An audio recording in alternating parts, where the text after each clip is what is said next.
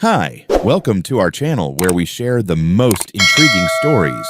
When freedom meets suburban tyranny, sparks fly, and sometimes fists. One Texas family thought they'd found peace outside HOA control until the Queen of Conformity came knocking. What followed? A barefoot brawl, viral justice, and the ultimate showdown in the driveway.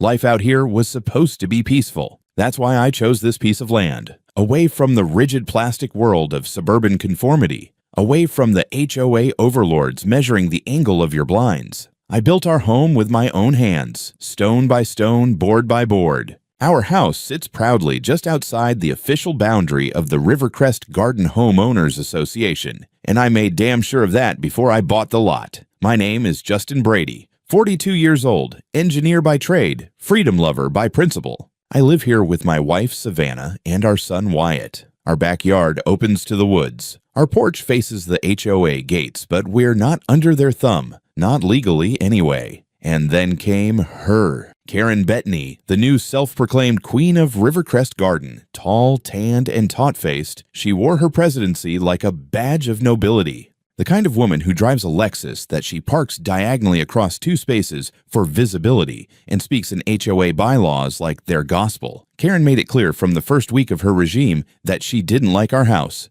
or us. Said we were an aesthetic deviation. That was her phrase. Aesthetic deviation from the visual intent of the community, whatever that means. She came by one afternoon in early spring. I was in the garage tuning up the mower. Savannah was inside, baking banana bread, the smell of cinnamon and defiance floating through the window screens. The knock at the front door wasn't a knock. It was a series of short, authoritative raps like a principal about to ruin your day. I opened the door and found Karen standing there in a tailored powder blue blazer, holding a clipboard and an expression that could curdle milk.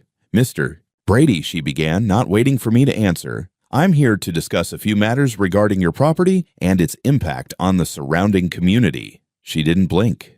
I stood there silent, arms crossed, letting her fill the void with self-importance. "You should know that several residents have expressed concern about the condition and positioning of your vehicles, as well as the eccentric landscaping choices visible from the main road." She gestured vaguely toward our wildflower patch. "We at the HOA strive for visual harmony." I reminded her, politely at first, that our property was not part of the HOA, that her visual harmony ended at the old oak tree 20 feet from her sidewalk. Her smile tightened like a zip tie. "I understand your interpretation, Mr. Brady, but Rivercrest Garden is expanding its community oversight boundaries. It's in the interest of shared value and neighborhood appeal. We have the right to review." "No," I interrupted, firm but still civil. "You don't. I've got a property line and a deed that says your little kingdom ends where my gravel starts." That's when she handed me a thick envelope. Inside was a courtesy invitation to the next HOA meeting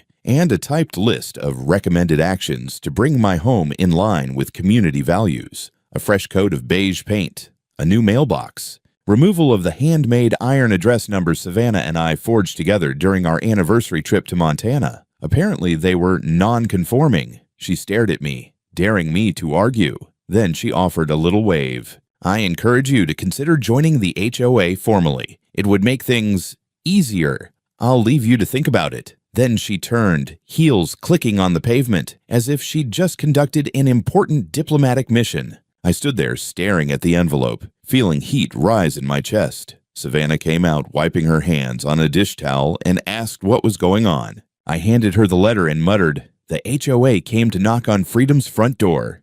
She read it and laughed, but not with humor, more like a warning. And I should have listened to that edge in her voice, because that knock wasn't just a suggestion. It was the first warning shot. And Karen, she wasn't the kind of woman who took no for an answer. The weekend Wyatt and I left for his swim meet in Austin, I had no idea I was leaving Savannah in enemy territory. We loaded up the truck early Friday morning, duffel bags, swim gear, his lucky goggles, and hit the road while the sunrise still painted the sky orange. Savannah stood on the porch in her robe, holding her coffee like a torch, blowing us a kiss. "Don't let those judges mess with you, Wyatt," she called. "You're a shark, not a minnow." I had parked my truck, the old black Raptor, on the side of our garage the night before. Not in the driveway proper, just a few feet to the left, under the oak tree. Still completely within the bounds of our property, but yes, visible from the street. It wasn't exactly pretty that morning, caked in road dust from a hardware store run and still carrying a few ladders in the back. But it wasn't hurting anybody, or so I thought. By Saturday afternoon, Karen must have smelled weakness. No truck in the driveway. No scary man around to challenge her paper-thin jurisdiction. Just Savannah, a yoga mat in one hand and a gardening trowel in the other. It started with a clipboard guy. Savannah told me later that a man in khakis and a tucked-in polo showed up around 10 a.m., pacing on the sidewalk with a camera and a measuring wheel. She stepped out to ask if he was lost. He claimed he was documenting property irregularities on behalf of the HOA. She laughed. We're not part of the HOA, so unless you're from the IRS, you can go irregularize somewhere else. He left, grumbling. 20 minutes later, the real madness arrived. Savannah was upstairs folding laundry when she heard an engine she didn't recognize. Low, chugging, mechanical. She looked out of the bedroom window and saw a flatbed tow truck backing into our driveway. A white pickup pulled in behind it, blocking the exit. 3 men got out, all in matching gray pseudo-uniforms, tactical vests, utility belts, even knock-off radio earpieces, looking like they'd gotten lost on the way to a Comic-Con cosplay event. One of them held a clipboard, another had a tablet. The third, already approaching my truck with a crowbar. They didn't ring the bell. They didn't knock. They didn't even hesitate. Savannah bolted down the stairs barefoot and burst out the front door, phone in hand, camera already rolling. "Excuse me," she shouted. "What the hell do you think you're doing?" Clipboard guy turned slowly like a movie villain. "Ma'am, HOA enforcement. This vehicle is in violation of community visibility standards and has been flagged for removal." "Flagged by whom?" she snapped. "This is private property. Our property. We have standing authority through Rivercrest Garden HOA Resolution 9.14. Vehicles that are not actively used or appear derelict." Savannah cut him off. "It's a 2021 Ford, parked yesterday. It still smells like motor oil and beef jerky." That's when the guy with the crowbar popped the hood without permission and began attaching a winch cable. Another one pulled out his phone and started recording like this was some kind of evidence-gathering mission. "Stop touching that vehicle," she warned. "I will call the sheriff right now." "You're welcome to contact HOA legal support, ma'am," said the tablet guy smugly. "But we're operating within assigned authority." Savannah squinted at his badge. It said HOA Patrol, laminated, crooked, and misspelled. They had no badge numbers, no vehicle decals, not even the courtesy of pretending they were real. But they looked confident because they thought no one would challenge them. They didn't know Savannah. I don't know what exactly snapped in Savannah at that moment. Maybe it was the blatant disrespect, or the fact that someone dared step on our land like they owned it. Maybe it was just the sheer audacity of 3 overconfident men treating her property like a repo yard. But I do know this. Those boys picked the wrong barefoot woman to mess with before lunch. She told me later she gave them one last chance. "I'm going to say this once," she said, stepping off the porch, phone still recording. "Unhook that cable, step away from the truck, and get the hell off our property." Crowbar guy chuckled. A little too loud, a little too fake, like a man bluffing through a bad poker hand. "Lady, you don't scare me. This is standard procedure. Don't escalate things."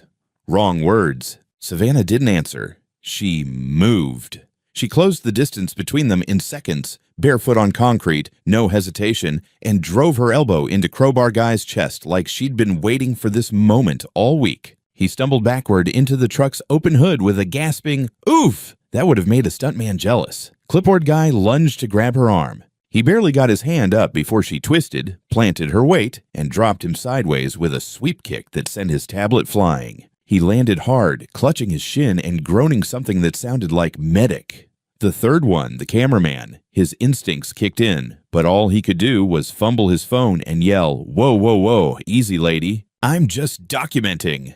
Wrong again. She snatched the phone from his hand mid-sentence, tossed it into the birdbath, then spun him toward the curb like she was auditioning for a law enforcement demo. He tripped, fell flat on his back, and lay there blinking at the sky while she calmly stood over him, breathing steady, hands on her hips. By now, one was wheezing, one was whimpering, and one was flat out immobile. Savannah picked up the dropped tablet, flipped the screen toward her, and saw a paused video frame of our truck with the words "evidence of blight" typed underneath it. "Blight this," she muttered, and smashed it under her heel. The driveway was dead silent. You could hear the birds again. A neighbor across the street stood on his porch with a watering can, frozen mid-pour. His jaw hung open. Somewhere down the road, a dog barked once, then thought better of it. Savannah turned to the camera still recording on her own phone, looked directly into the lens, and said, "If anyone from Rivercrest Garden is watching this, we are not your property.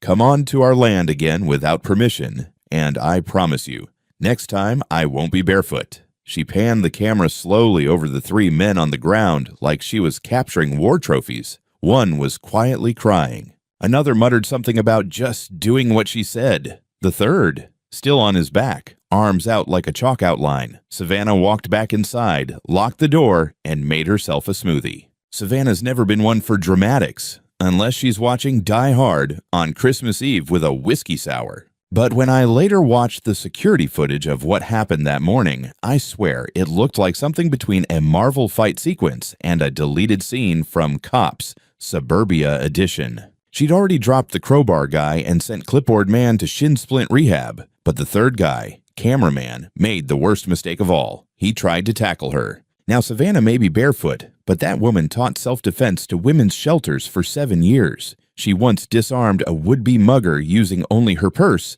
a dog leash, and a chewing gum tin. Cameraman never had a chance. He ran at her yelling, "Ma'am, calm down, you're making it worse," as if he were the victim of an emotional spiral. Savannah sidestepped him with the grace of a ballet dancer and used his own momentum to launch him head first into our hydrangea bush. That poor shrub, it never stood a chance.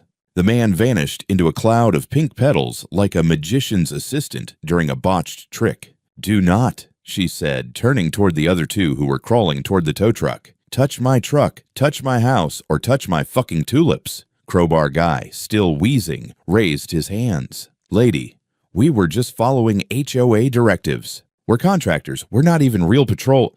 "Oh, I know you're not," Savannah barked. "Real patrols don't show up in matching vests from the dollar store." That's when one of the idiots, Clipboard guy, tried to roll away on the ground like a commando in a war movie. He didn't even realize he was rolling straight into the birdbath. There was a splash.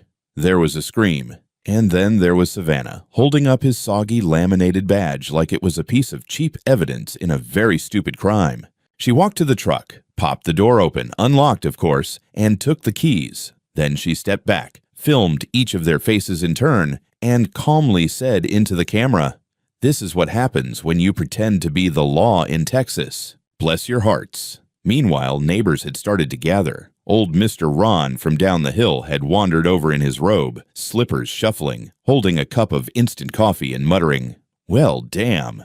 Reminds me of Name." A teenager across the street filmed everything from a hoverboard and whispered, "She's a legend. I'm making a TikTok." One of the HOA clowns, now curled into the fetal position under our mailbox, whimpered, "Can I just call my boss?" Savannah looked down at him, eyes full of the same calm fury she used when our son once flushed a drone down the toilet. "Your boss," she said, "is about to have a very bad day." Then she marched into the house, barefoot, triumphant, ponytail swinging behind her like a flag of war. She didn't just win the fight, she ended it. And me? I was still in Austin at the time, unaware that while I was yelling, "Go Wyatt," from the bleachers of an indoor pool, my wife had just turned our driveway into a battlefield. All I knew was I had 17 missed calls, 2 voicemails marked urgent, and 1 blurry text from Savannah that just said, "3 men tried to steal your truck. I put them down. Call when you get a sec." When I finally called her, she was casually flipping pancakes and asked, "You want blueberries or chocolate chips when you get back?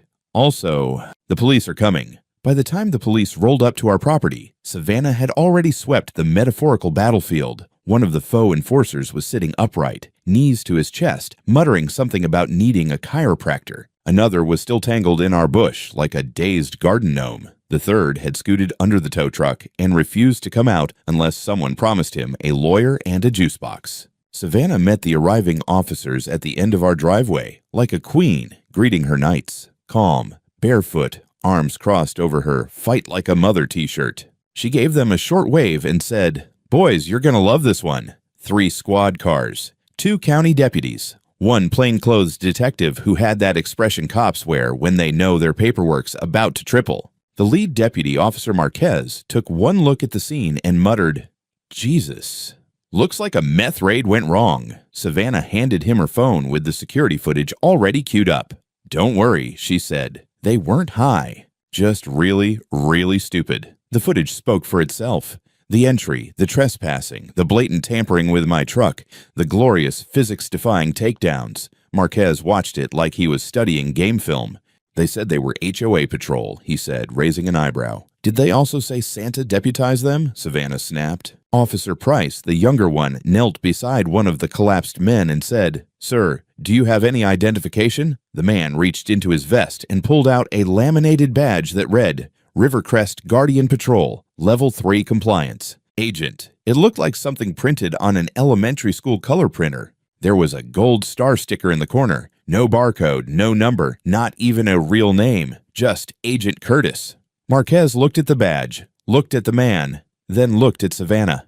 "Did you buy these guys off Craigslist?" "No," she said, "but I'm starting to think Karen did." And just like that, as if the universe heard her name, a silver BMW rounded the corner at HOA-approved speed. It screeched to a halt in front of our house, and outstepped none other than Her Royal Highness of Rules, Karen Bettany. She wore a navy blue blazer over a pastel blouse like she was about to attend a Senate hearing, sunglasses perched on her head, lips tight, clipboard in hand. I swear she never leaves home without one. "Officers!" she called out as she power walked up our driveway. "There's been a horrible misunderstanding." Savannah raised an eyebrow. Did the HOA accidentally send goons to the wrong century? Karen ignored her. She turned to the officers with urgency. These men were simply executing a community code compliance measure. Rivercrest Garden enforces strict standards on— "This isn't Rivercrest Garden," Marquez cut in. "This is the Brady property, unincorporated land, not under HOA jurisdiction." Karen blinked. For a split second, the mask cracked. Then she rallied. Be that as it may, the vehicle in question was visible from the main road and— "That doesn't grant you the right to invade private land, dispatch unlicensed contractors, or forge authority," Officer Price said sharply. Karen looked genuinely confused. They're not contractors." Marquez held up one of the badges. "Ma'am, this is a sticker on a laminated business card." Karen opened and closed her mouth like a malfunctioning ventriloquist dummy. I had no idea. I was under the impression this was a neighborhood protection detail." "Based on what?" the detective asked, stepping forward for the first time. "Did you vet these individuals? Run background checks? Verify licensing?" Karen stammered. "It was an internal initiative."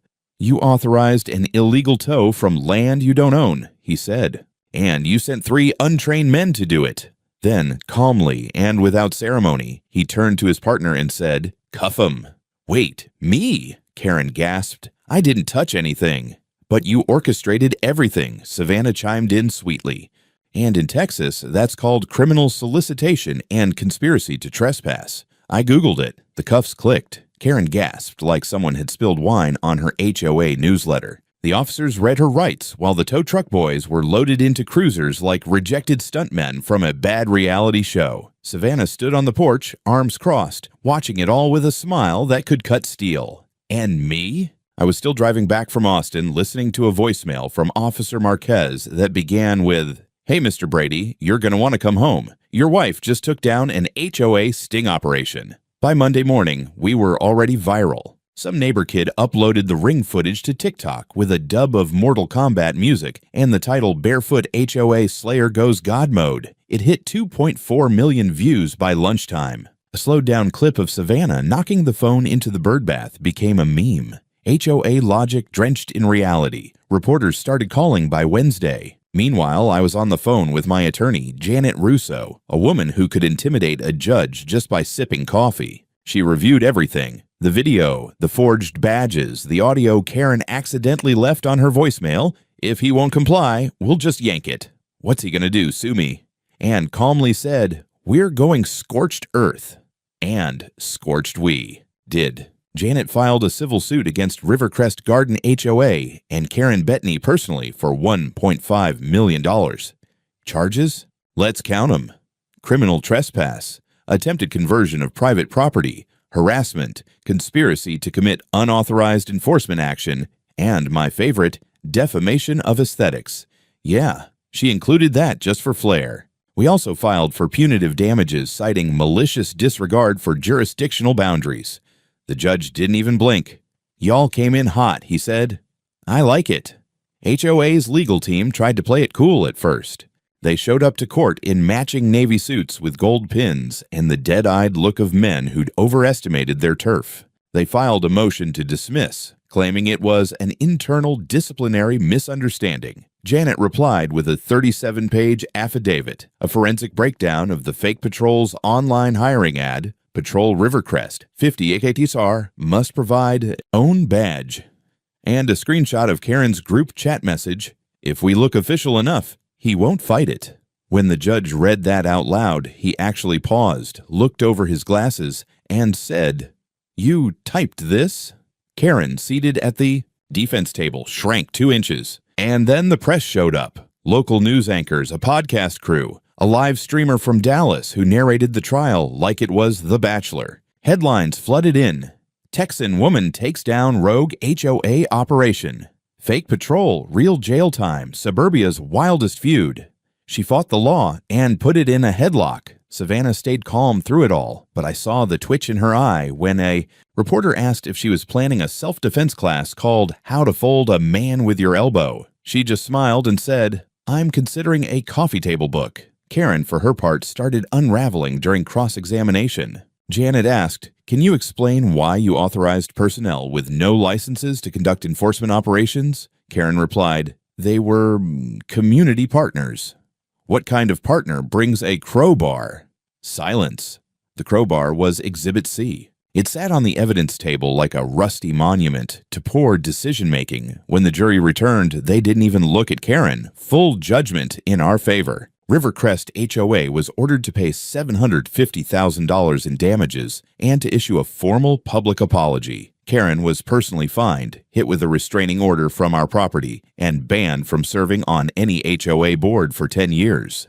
Her mugshot made it into a meme titled, When You Tried to Tow a Texan's Truck Without Asking. The next week, HOA meetings were flooded with residents demanding accountability. The old board resigned en masse. A new committee was voted in, mostly consisting of people who began their speeches with, Remember the Savannah incident, and me? I installed a brand new mailbox shaped like a bald eagle holding a tiny No HOA sign in its beak. Savannah made matching t-shirts. Life was good. We never wanted to turn our home into a fortress, but after what happened, let's just say, we invested. First came the wrought iron gates, custom-built, motorized, with facial recognition, and a speaker that greets visitors with Savannah's pre-recorded message. State your name and your business. If you're HOA affiliated, please turn around before you embarrass yourself.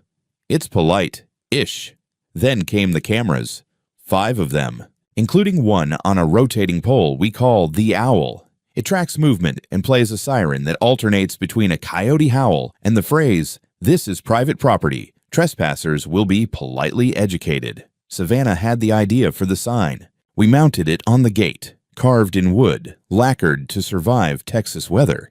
Big, bold letters. This is not Rivercrest Garden. This is Texas. Trespassers will leave, bruised and enlightened. And just below it, framed in brass, was a photo of Savannah in full glory. 1 foot on the busted tow cable, sunglasses on, smoothie in hand. Caption, Next unauthorized tow truck gets towed. By us. People come by to take selfies with the gate now. A biker gang once asked if they could buy Savannah a beer. We've politely declined offers to make her a folk hero, but let's just say Barefoot Avenger of HOA tyranny has a nice ring to it. As for Karen, last I heard she was attending court-mandated mediation training. Rumor says she tried to organize her knitting club into a compliance committee. They voted her out. We just laugh. We sit on our porch at sundown, gate closed, cameras whirring, and smile as neighbors drive by, some waving, some saluting. Savannah raises her glass, looks at me and says, You think they'll try again? I sip my beer and shake my head. If they do, honey, they better be wearing shin guards. And that's the story of how our peaceful little property became a line in the sand, a lesson carved in steel and sass, Texas style,